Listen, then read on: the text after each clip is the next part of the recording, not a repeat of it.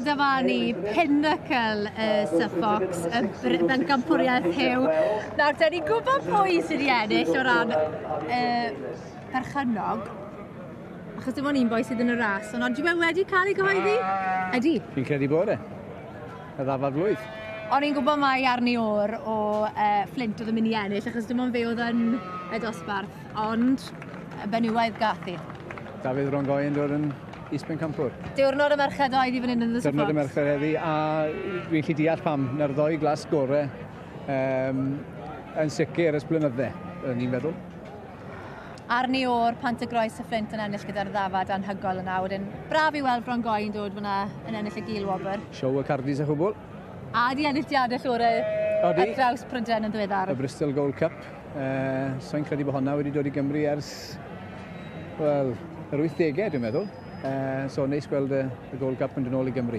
A siarad am gwpan, dyna gwpa, fyna mae Arni o'r yn cael nawr. Diolch yn fawr iawn i ti, Huw. Diolch yn fawr. Ie, arbennig. Sioe Arni o'r yw i fan hyn gyda'r Suffolks heddi. Wedi cael sioe anhygoel. Waw! Arni. Don't take his cup. Well, that's amazing. Oh, yeah, absolutely amazing. Oh, I can't believe it. What dreams are made of, I'm sure. Oh, yeah, it's come true today, yeah. Yeah. Because not winning the best male, but the best female as well. Not many people can do Oh, it. no, I can't believe it, to be honest. I never expected it when I loaded them in the trailer. Yeah. But yeah.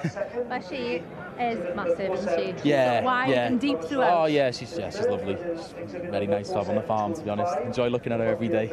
Yeah, and with Johnson judging the overall championship, which is the Suffolk man, it might go your way later on Wednesday. We'll find out. Don't count your chickens. I hope so, but you don't know. Llongyfarchiadau mawr iawn. I'll have a word with the judge ideal. as well. Thank Pat, you've had quite a long day, I'd say. Sweating a few pints there, but you've enjoyed it? Unbelievable, beyond all expectations. I was very anxious. Thank God I didn't know the sheep that was going to be in front of me before I came here, because I wouldn't have been able to cope. They were just phenomenal. I've never seen classes like them.